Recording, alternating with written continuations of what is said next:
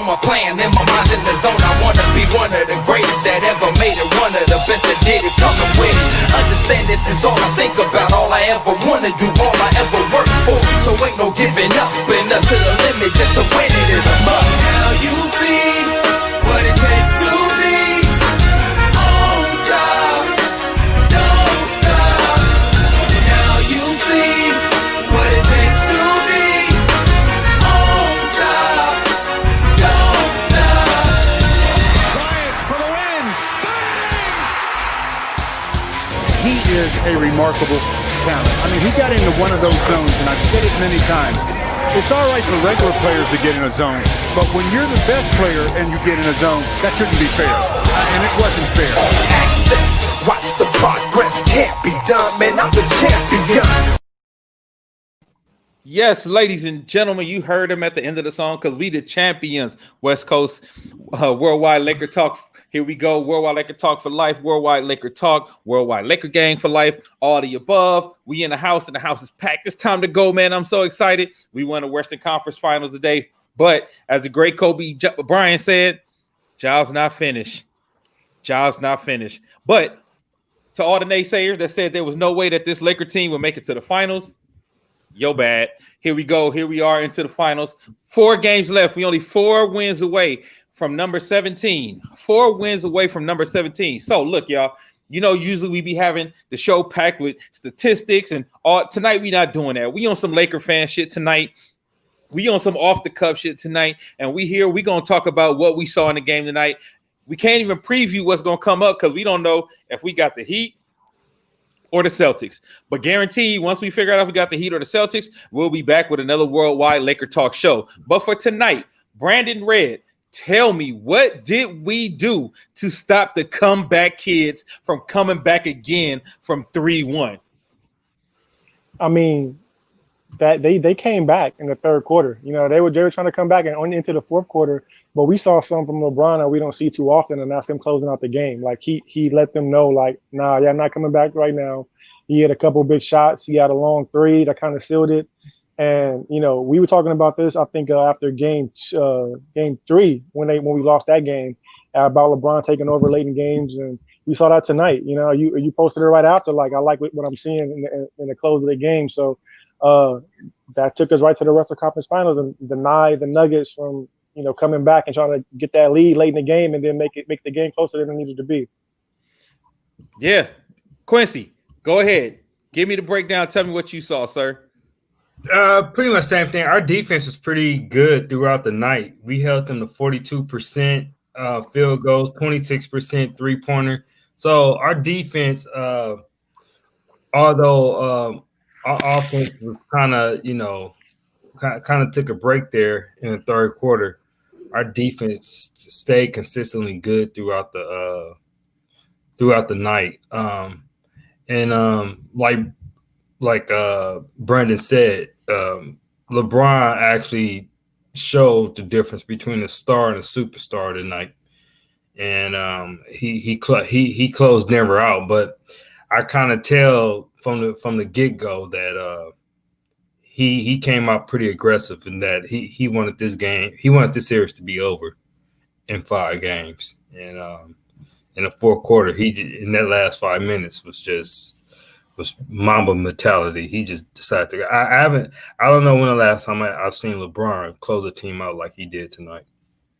Yeah, it was pretty amazing, and I know we've all had our own personal critiques of LeBron in some in the game situations. We had our critiques and some of him, you know, not attacking enough. But I must say, tonight,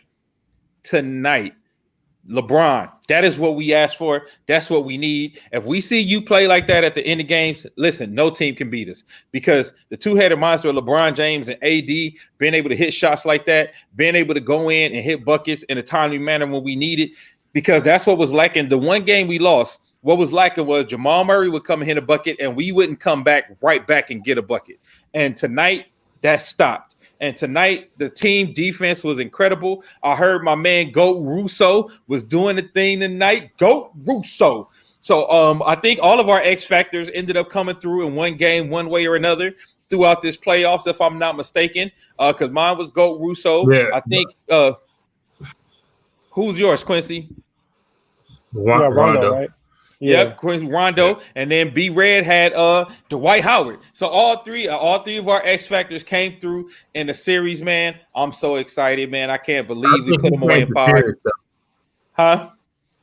I think Dwight changed the series. Absolutely, 100%. We turned it to. I gotta give credit to you, Q, because even before the playoffs started, you were saying we're gonna see a vintage Dwight Howard. So I kind of piggybacked off that when I made him my X factor because we hadn't seen that Dwight yet. But you said, like I said before the playoffs even began, we're gonna get that Orlando Dwight at some point. And this is a series where we kind of got a little glimpse of that at certain times where he was dominating and blocking shots and getting those lobs and giving us the energy that we needed from the center position. Oh, he was phenomenal. He set out a whole series. So I know the competitive. Like he took the high road, but trust me, no player as his stature want to sit out a whole series. So, but just the job. I mean, his strength gave Jokic problems. It was just what it is. His strength mixed with his athleticism gave the Joker issues. And even in Jokic's best game, it was a struggle for him. The White made him work, and then props to Vogel to decide, you know what, I'm just gonna start him. And you know what? Right. It wasn't. I don't think it was just like you said. It was his strength. It was him giving Jokic problems, but also I feel like his energy off the bench gave us a surge. It changed the defensive intensity of that first unit immensely. Like when Dwight Howard started, the whole defensive intensity of the team changed. The energy, the effort of everybody else changed because he's going back. As soon as he started, he's getting putbacks. He's getting Jokic in foul trouble. He's scoring. He's getting alleys.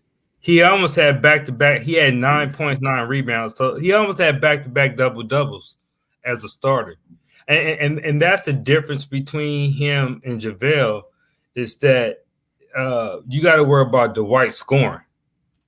And Joker, you can't take breaks on Dwight because Dwight will score. I always remind people just 2 years ago, he had a 30-30 game in Charlotte. So although he might not be Orlando Dwight, he still, if you don't respect him, he'll go vintage on you. I think when the shot clock went down, he had a jump hook on somebody tonight. So yeah, Plumlee. Yeah. Dwight was a series changer. And tonight we talked about already how LeBron kind of like gave us something that we don't see too often as far as closing out games, and that was a stigma or a criticism coming into the playoffs. Can we talk about AD putting a stigma or criticism to rest because people were saying he's injury prone and he doesn't play hard and he doesn't do this, he's not playoff tested. Dude he came in tonight with a sore ankle that we've seen him twist in game 4. A bad gutted out through it. You know what I mean? Gutted out through it, played through the injury. He's been consistent throughout the playoffs, throughout little bumps and bruises. So I think that stigma of him, getting hurt and not playing through pain or whatever the case is, can be put to bed. Well, I had to explain. Me and Quincy talked about this often, though. If you ain't playing for nothing, it's hard to get somebody to play through pain and injuries, right? If you ain't playing for nothing, I'm going to sit out at the end of the season because I know we're not going to the playoffs. I know we're not going to be contenders. And even if we get to the playoffs, it's going to be a long shot that we do anything with this team constructed. And I've been asking New Orleans Pelicans for years to build a team around me, construct the right team, so they would randomly go get him random pieces that didn't fit sometimes. And he got lucky. The one time he did have pieces, they was doing damage until Boogie got hurt. When Boogie got hurt, that changed everything. But now you're in a place where you have something to play for. You know, if you play, you're going to go deep into the playoffs. You're going deeper into the playoffs than you've ever been before. You're going to shake some shit off when you know you got something to play for. I always thought, I don't know what AD got this stigma of not being a player. He averaged like 30 and 12 career-wise in the playoffs. So, and then I think he was eliminated by Golden State twice, right? Yeah. So, and then he eliminated Portland. Swept Portland the year Boogie got hurt. So I don't know where the stigma he don't show up in the playoff or whatever. Because I remember watching that playoff run when 2 years ago when New Orleans eliminated Portland or whatever, and he averaged like 34 and 12. But you know, that Golden State team, that was the KD Golden State was going to beat them. So I don't know where he gets this reputation from. He always been a good defensive player. I think he should have got Defensive Player of the Year this year. And like Brandon said, tonight on a bum ankle, 27 points, shooting 50% from the field. Hey man, so let me ask y'all something. Let's go to Denver first. Let's go look at the Denver box scores first and talk about them and what they did. All right. Jamal Murray had 19 points, 8 assists, and 4 rebounds. What do y'all think happened? Because I was expecting a 40-point, 45-point, 50-point game from Jamal Murray tonight. What happened? Why was he contained tonight? Because I know 8 assists is very good for him, but 19 points, you're going to need more from him if the Denver Nuggets are going to win this game. What happened? Let me get this first. I know Quincy going to really break it down from the coach's perspective. I think like Dame, you were alluding to it the whole playoff that we've already seen in the first round with Dame and CJ, second round with Westbrook and Harden. So we had a great, lead up to this series to be able to know how to guard elite perimeter players. So tonight we saw that all that stuff that they did the previous, 2 series come to a culmination with Murray. We just didn't let him get to his spots. Quincy talks about it all the time. Just knowing where a player wants to get to and stopping him from getting there before is key playing defense. So a lot of times Murray would get the rock and they would let him get to that little jumper where he wants to get in the middle of the floor. And he had no choice but to pass him and get an assist. And I think when we have Verb on, he was saying that you'd rather have your best scorer get assist as opposed to just scoring and getting assists. So tonight we made him an assist guy and not getting those 45 points because his threes hit different than a Grant 3 or Morris 3. You know what I mean? So us making sure that those guys hit buckets instead of Murray, it knows the energy of the Denver Nuggets. You know what I mean? I think Grant had a good game tonight. He had like 23 points, something like that again. But his 23 points is different than, Jamal Murray 23 or 33 points. So by us allowing the others to hit those shots and kind of like stifle down on Murray, you saw the energy was just not there, especially late in the game when we were double teaming him off of the pick and roll and he wasn't able to get those shots off like he wanted to. Yeah, this is a message from Elijah Torres. Comment from Elijah Torres says Jamal Murray got tired after being double teamed. Wasn't expecting pressure at all. We came with the D tonight. We came with the aggression for the first time in the series and finished the series outright. Quincy, tell me from a coach's perspective, what you saw and why were we able to contain Jamal Murray tonight when it seems like that's something that we weren't able to do in any of the other games? Well, I think it kind of started with Dwight's defense on Joker. Because the fact that we didn't have to double Joker allowed us to double Jamal Murray. And the fact Dwight was able to play Joker straight up kind of gave us an advantage as far as really – I thought we kind of did what we did with James Harden where we really trapped him hard at times.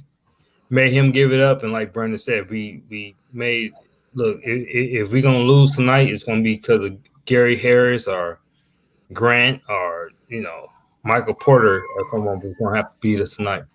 And then something we didn't get a chance to talk about at the end of the last game. LeBron kind of took him sometimes tonight too and played him straight up. And LeBron, for some reason, the last couple of games has been able to play Jamal Murray straight up. And also, like someone mentioned, he had a knee injury or something like that, so he wasn't moving as fluently as he normally was. But when did he get hurt? At what point did he get hurt? They didn't say, but they said it was you could tell the way he was walking. So I didn't know if it happened in the last game or they didn't say if it happened in the beginning of this game. But he was definitely laboring throughout the game, and once the Lakers kind of picked up on that, they start putting him in a lot of screen and rolls, and it was just, it was just an issue for him throughout the night. So, but a lot of times the Lakers they doubled him. So, got the ball out of hands. Yeah, and then when they did double him, we didn't do a lot of switching. LeBron just stayed on him and made him work for his shot. So Nikola Jokic had 20 points and 7 rebounds. And I know for most, excuse me, I know for most stars, it would seem that that's a good game, but that's not a Joker type game. And that's not the game that the Nuggets needed from him tonight. Do you attribute most of that to Dwight Howard, AD, seeing them different bodies? And or do you also say they had to come back from 3-1 twice? So they might have been getting exhausted at this point and running out of gas. What do you think, B? Right, I think you hit on it right there. I was about to lead into that next point as well. Them being tired, having to keep fighting back and coming back, not only just from 3-1, but you got to remember too, like they were coming back from like 15, 16, 19-point deficits. I mean, that's a lot of energy exerted over the entire extent of the playoffs. And then they were one of the teams coming into the bubble that their position wasn't like set as where they would be seated at when the playoffs started. So they were also playing those last 8 games with some type of effort to try to, sneak up and get that second seed over the Clippers, which didn't pan out. But they've been playing hard for the last 8 games for the playoff, before the playoffs, and then going into the playoffs as well. And then C-Web made a point that even last year they played, I think 2 7-game series as well. So they've been, they've been playing some games. So it all catches up to you eventually. And on top of all the points that Q made about, Dwight's defense, our overall defense, being able to play Joker straight up, doubling an already hobbled Murray, it just played in our advantage. You know what I mean? And we said it after game 1 that we were taking one game off. Me and Dame, I think I had it at 6. I went down to 5. I think Q went to a sweep. We could just see, even though we didn't sweep them, we can see that the advantage was to the Lakers and that there wasn't much that the Nuggets could do. And when Murray kind of being hobbled, you just seen the culmination of that tonight, and we just able to close it out. Yeah. And I think that was a testament to what this team is and what this team has become throughout the end of the regular season before the bubble, came, when we were playing our best ball, when we had just beat Milwaukee. I think we had lost to the Nets, but we had been playing before that. We had been playing some really good ball, had beat Clippers. Then we come back into the bubble and had to rev up again. But I think you see the character of this team. You see the leadership of this team. And I think the leadership of this team showed a lot tonight. And not to keep beating the dead horse, but I feel like the difference between this game and the closing game of Denver Nuggets versus the Clippers, every time that they were getting close and making a run, our leadership on the floor stepped on, became floor generals, moved people around, made sure people were where they were supposed to be, and made big plays tonight. And I think that was a huge difference, having, as Quincy said, having vocal leaders. I think that was the thing that the Clippers were missing. Like, it's cool, Kawhi, to lead by example by playing your ass off, but sometimes you need somebody on the floor like Rondo, because it don't always have to be your best player. A Rondo, a Derek Fisher, a Kevin Garnett. Every team, especially a championship team, every championship team, Chauncey Billups. I could think of almost every championship team off the top of my head. I could think of that guy. That's the one who's going to get people going. The one who's going to get people in the right place. The one who's going to make sure that, when we making a run, let's stay poised and let's play our style of basketball and we'll be good throughout this. And I think the Clippers didn't have that, but I think it showed tonight. Every time they kept closing the gap a little bit, when you get a little scared, and you're like, damn, they letting them catch up. It's down to a 2-point lead, and then we got it back up to 10. And look, we know these Denver Nuggets are fighters. We know these boys don't give up. So I don't feel like it was something the Lakers was doing wrong. I just feel like, look, the Denver Nuggets are a good team. And I think enough people wasn't giving them props for the team that they are throughout all of these playoffs. Yeah. And until we played them in all these games and watching not only the great they got 2 superstars. You know what I'm saying? They got 2 great superstars, and Jamal Murray. He had his coming out party. Next year, he's going to be an NBA superstar. They had 2 really good superstars who played some really good ball, but not only that, they had some really good role players. They had some great coaching, not to be thinking about shit too early, but like Quincy said, I think we should take a look at trying to get Grant and free agency if he's a free agent this summer. That's the kind of guy you would need with AD and LeBron. Man. Anyway, but I just wanted to say that. Like, I think we saw some really good things that I think is going to carry us into the finals. And shout out to Mike Malone, man. Even though they lost, Mike Malone was a great coach. Got a young team all the way to the Western Conference Final in the tough-ass Western Conference. This year is probably one of the toughest Western Conferences since, like, the years Kobe was going to the Western Conference Finals, and Mike Malone got them boys playing through Utah Jazz with a Defensive Player of the Year and an upcoming star and Donovan Mitchell. Got them when they went against who did they go against next? Clippers. Clippers. Back quick. Then they get the Clippers next, and they go up against the perennial favorite of everyone, everybody except Laker fans. The perennial favorite of everybody except Laker. Like, we were called delusional for saying we thought the Lakers would beat the Clippers, and the Denver Nuggets are the ones who did it, right? Then all the stuff that I saw people saying about them, like they were a fluke. When we got to them and we were watching, I said, hey, I think this team is better than people giving them credit for. This is a really good young team, really coached well. Michael Porter Jr. is going to be a fucking beast next year. They got some hellified bench players with Morris, a really deep team. And next year they're going to have Gary Harris Jr. back. Denver is going to be a problem for some years to come. And like I said this earlier too, Dame, and I think Q mentioned it as well. Like, we got a break. Overall, just the most teams got a break not having to go to Denver and playing at altitude. You know what I mean? In the playoffs, just imagine next year when they're even better, they have more cohesiveness together, and we're playing them in the playoffs. Then we got to go to Mile High and play them boys that's running up and down the court in Mile High City. You know, with just, you know, they put together fast teams, so that kind of helped us out a little bit too. And like I said, if it wasn't for that, the Clippers may have lost in less than 7 games having to go to Denver and play. You know, so. I mean, they're an up-and-coming team, like you said. People didn't pay them too much attention because we were worried about the Clippers and Lakers. And I think even Portland was a trendy pick before the season started. But yeah, you know, shout-outs to Denver. They were a good team. You know what I want to talk about too, real quick, with you, Quincy. Something that's showing its head right now in the playoffs, right? The way we respond to a loss, and I want to talk about that because we watched throughout the season how we respond to a loss or how we respond to a losing streak. And I think this year I watched how seriously we took every loss, even in a regular season. And I think that is coming back to bear some fruit and bear some treasure now. What do you think, Quincy? Yeah, I agree. One thing I noticed, I would say by Anthony Davis specifically, he doesn't really have back-to-back bad games. Like if he had one of those games where people are real critical of him, the next game he tend to come back, you know, and deliver, and that's a sign of a superstar. And I remember when the Lakers lost a couple of back-to-back games, and I think it was Anthony Davis that said, like, we try not to lose 2 games in a row. Yeah. And that was a tone that was set earlier on in the season.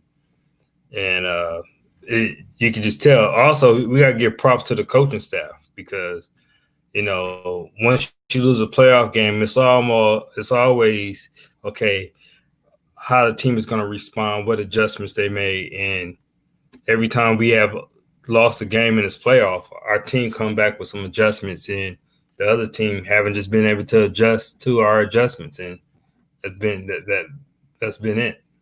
Yeah, coaching staff has been doing great, and I even saw after the post game, soon as they were walking off the floor, they were talking to Rondo after a win, after game 4, and Rondo was like, "It's good to get a win, but we're gonna go back and watch film to see what we can improve on even more. It's good to be able to go back and see what you can improve on after a win." So that also tells me they take these film sessions and they take the adjustments in these playoffs serious with the win or a loss. So they're not really taking anything lightly. So even the games that we are, because, you know, we Laker fans, so we get super hard on them whenever they lose. But if you really think about it, we only had to be hard on them 3 times in the entire playoffs, and we're going to the finals, right? Yeah, they came out flat against, they came out flat, flat against Portland. They came out flat against Houston, and this time I think we just lost a game to Denver. I don't think we came out. We just lost a game to Denver, but now we're going to the finals with only 3 L's. Yeah, but I give Rob Pelinka for just building a team with a ton of playoff experience. You know, I forgot how many guys on the team actually have championships. Is it 5? It's like 5, yeah. So Quinn Cook, JaVale McGee, Danny Green, LeBron, and am I missing anybody? J.R. Smith. Rondo and J.R. J.R. Smith, yeah. And so and then Dwight been to the finals. To the finals as the best player on the team. So we have a a lot of guys that are battle tested as far as playoffs, like they seen every type of scenario in the playoffs, and so it's just good to have a team with that type of championship and playoff experience. So I think that also has to do with how we responded during adversity. Like you saw guys didn't get too high, and guys didn't get too low because like they've been there, done that before. Yeah, man. Right. And Giles not finished. So let's talk about real quickly LeBron James and his stat line for the night. LeBron had 38 points, 10 assists, 16 rebounds, but not only did he have a great triple-double, he had a great last 3 minutes, great last 5 minutes of the game. He really imposed his will. He really put an imprint on the end of the game, something that we've been asking him to do for a long time. We have to give him his props. Anthony Davis with 27 points, 3 assists, 5 rebounds. And even Danny Green got in on it tonight. He woke up a little bit. He had 11 points. KCP only had 2 tonight, but it's okay. Well, you know what I mean? Yeah, Danny Green actually hit a timely 3-pointer. Very timely. Yeah, very timely. Very timely. And you see how he held his arm up like Coach Shaq told him to? He hit a timely 3. We needed that. We needed that one, yeah. Yeah, you're right, Sam. Like he said, because sometimes LeBron will have a triple-double and it doesn't seem like he had his imprint on the game. Like the game we lost where he had a triple-double, right? Tonight he had a triple-double, but it was very effective and it seemed to really fuel the rest of the team and it fueled him towards the end of the game. But I want to talk about my man, Goat Russo. Caruso had 11 points, 4 assists, and 2 rebounds. Now, listen, for a rotational player, I think that's very good, very effective playing, and that's coupled with the things we don't see. We don't see his defense. We don't see him going after those loose balls, all those deflections. He always got his hands in the lane. He's really a heady player. And I tell people the funny thing, because sometimes I've seen games, and y'all can tell me if y'all agree and y'all seen it as well. Some games KCP only have 3 points, but I'll be like, he had a really good game. Like you'll see a game where it's like he only had 3 to 5 points, but I'm like, KCP had a really good game. He played really good defense. His man didn't get off. His plus minus be off the charts. It's crazy, but he's one of those type of players that shows you, like, to me, like, not saying he's good as Derek Fisher, but like Derek Fisher, where it shows up in other places. Like even if Derek Fisher didn't give you 15 points, Derek Fisher was going to give you some bulldog defense. Derek Fisher was going to give you some timely steals, some timely defensive steals, going for 50-50 balls, putting his body on the line. And I feel like I see a lot of that in Caruso, and I hope we get more of that to come in the finals. Kuzma was a little disappointing tonight. What do y'all think is going on with Kuzma? It seems like he's been in his head these last 3 games. Something's up. Yeah, for me, I feel like just that experience that Q just talked about, like just not having that playoff experience. I think maybe it looked like he's just trying not to make a mistake. You know what I mean? Like it's just like that 3 he hesitated on. Like he didn't want to take it because he was scared to miss it. You can't play scared to miss or scared to take your shot if it's there. You know what I mean? You miss it if whatever. But that's what I'm seeing. I'm seeing more apprehensiveness of him. Like he's just not, taking his shots and hitting his cuts the same way. You know what I mean? Quincy. Yeah, I think the moment is finally catching up to Kuz. I think when throughout like regular season it's like, but now I think Kuz is like the shit that snuck up on him. He didn't went from winning 25 games a season or whatever, 35 games a season. No, really, the thing was just about the kids getting better and things like that to like, oh shit, I'm in the Western Conference Finals, wide open shot 3. That's like, so I just think that the moment has finally caught up with Kuz because Kuz never been someone to be hesitant to shoot. Right. I'm saying he pump faking nobody around him. I'm like, like that's not him. So I just think Kuz need to relax and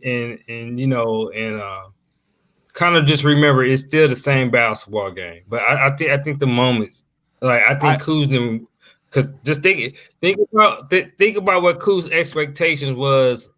Hell, shit, last year, the last 2 years to now to where it is now. Now we asking you to deliver in the Western Conference Finals, and I mean I thought he had a pretty good series against Houston, This Yeah, that's series what I not said. so much. He looked a little lost out there. Yeah, that's what I said. This series, like Houston, he was good. Portland, he was really good. This series, for some reason, like, and you might be right, Quincy. It seemed like he was like, "Oh shit, Western Conference Finals shit then got real." Yeah. Yeah. I think the shit then got real on Cool. So, I think he'll chill out for a minute. Hopefully. Hey, and real quick, can But we go you back know that to Danny Green before we move on? I'm forgetting my point because you had mentioned how KCP plays great defense all the time. I know we hard on Danny Green a lot because he's missing shots or whatever, but dude plays some really good defense tonight. And I know Q as a coach, you saw that one play late in the game where he guarded like 3 dudes. He went back on the screen, went back, blocked the shot. They got the block, and he went to the corner to contest the 3. You know what I mean? So I know we be hard on dude a lot for missing the shots, but he's playing. He makes some good plays. He had a couple good blocks tonight, and he plays good defense. You know, we be on him because I mean, hell, you miss some wide open threes and you make $15 million to do that. So, you know, but tonight we got to give credit when credit is due, and that's what we do. And he had a pretty good game tonight. Right. Yeah, man. And then, like, you know, Rondo doing Rondo things tonight, the usual. Like Rondo was Rondo per usual. I don't think this team gets where we are without Rondo in the playoffs. I don't think we probably will still win some of these series, but I don't think we win them in 5. Right? I don't think we knock them out in 5 games without Rondo.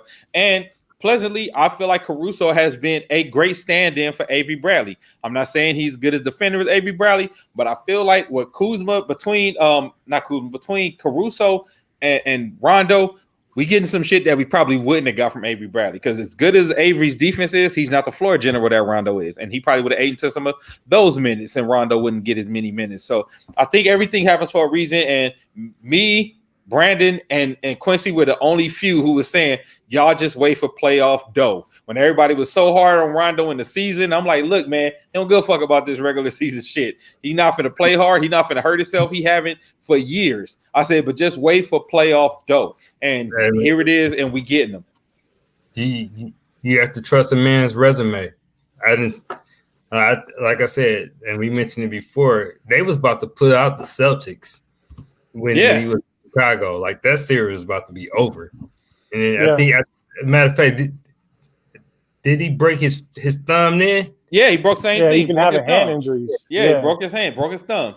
And then he was the general on that New Orleans team that swept the Portland Trailblazers. So you know, I noticed every time, and this is why he always breaking his thumb. He got his hand in there all the time. If you see him when people going up the back, he always sticking that hand up in there. I'm like, bro, you gotta chill. You gotta chill, bro.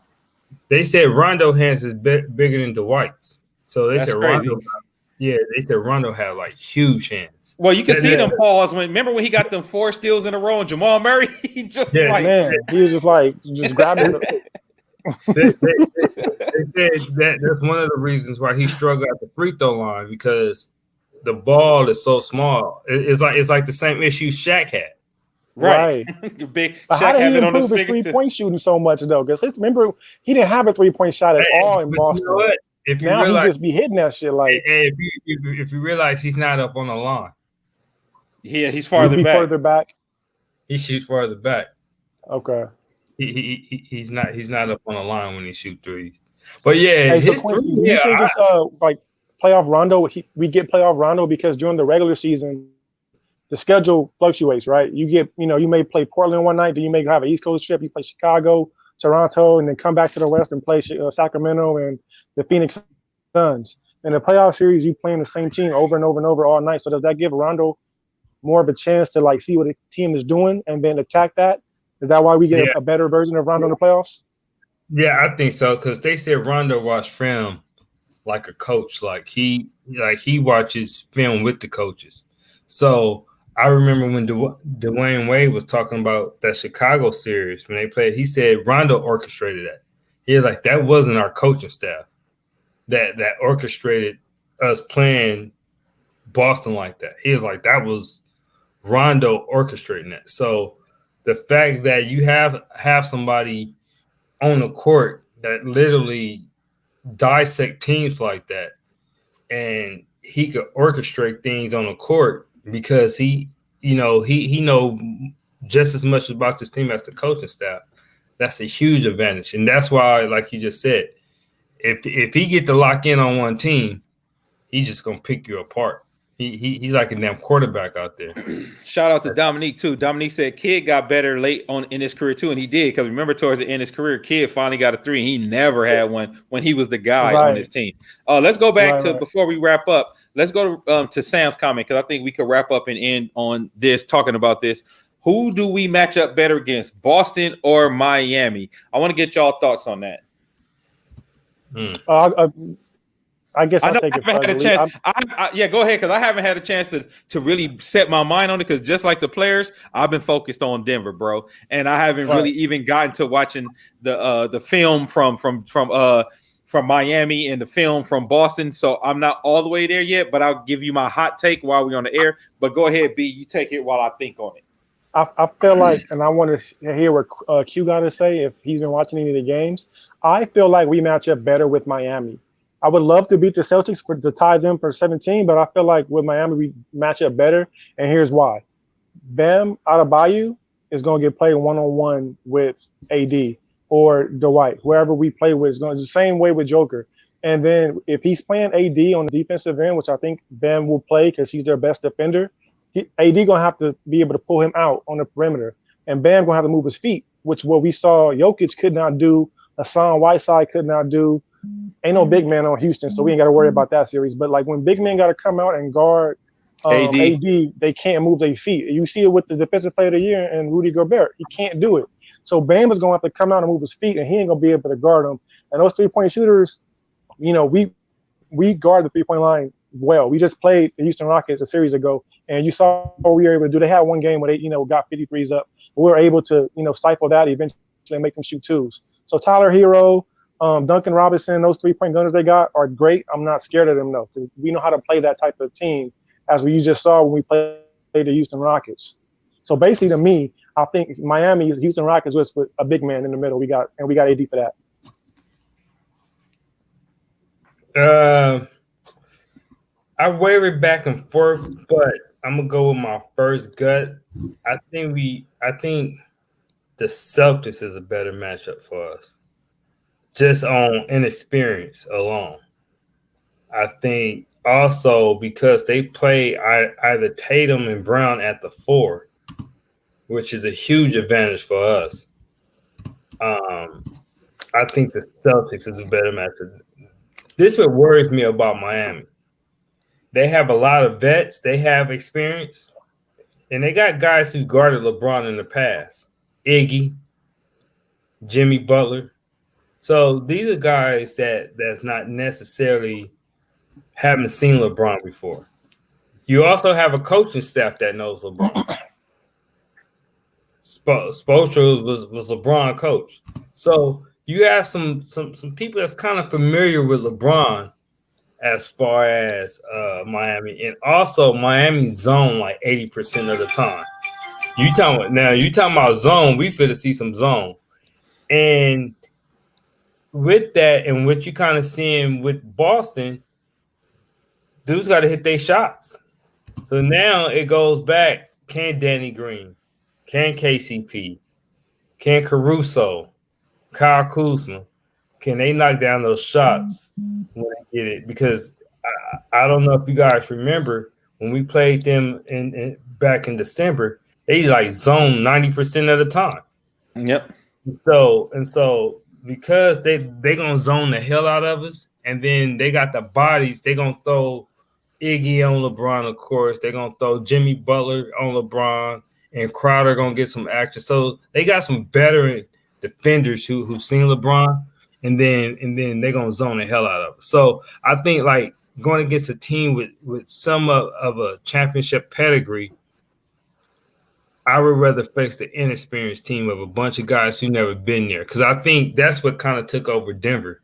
Like our experience just kind of caught up to Hey, real quick though, Q. Like this Celtics team, a lot of them players on that team was part of that young team that played Cleveland to 7 games his last year in Cleveland, right? So you think any of that experience goes into them playing LeBron? Because Tatum was on that team, Brown was on that team. I don't think they had Marcus Smart. I think Marcus Smart. Yeah, a few other players that I'm forgetting on that team. And we were thinking that team could beat Cleveland. And like I said, 2 years ago, 3 years ago. You think any of that goes into it as well? And like, Stevens has coached against LeBron a lot. Yeah. But it's like LeBron beat them with Jordan Clarkson and Larry Nance, and so I don't think like LeBron will have like that. Oh shit, I got to deal with them type of attitude, because Iggy knows him, Right. As well as Jimmy Butler, and then that coaching staff knows him.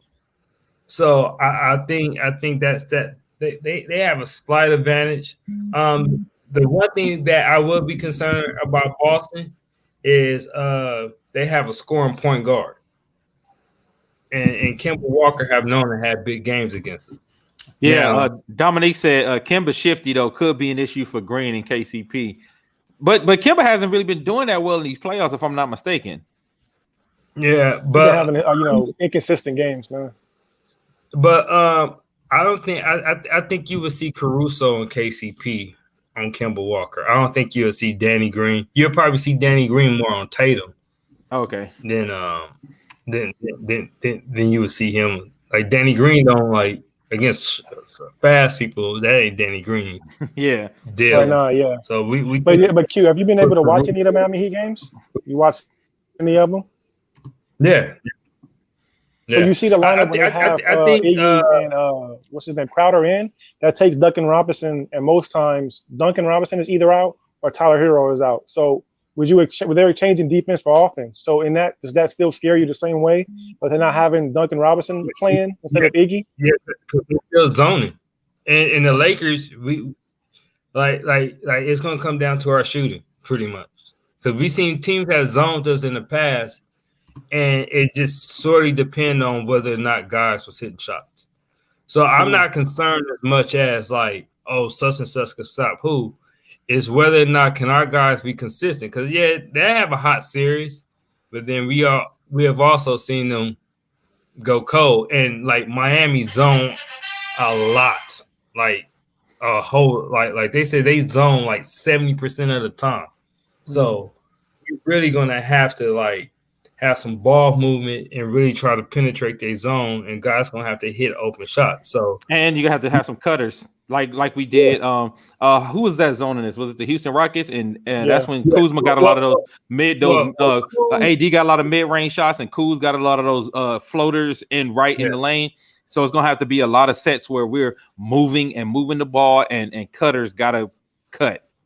The issue Miami would have with us is can they consistently score?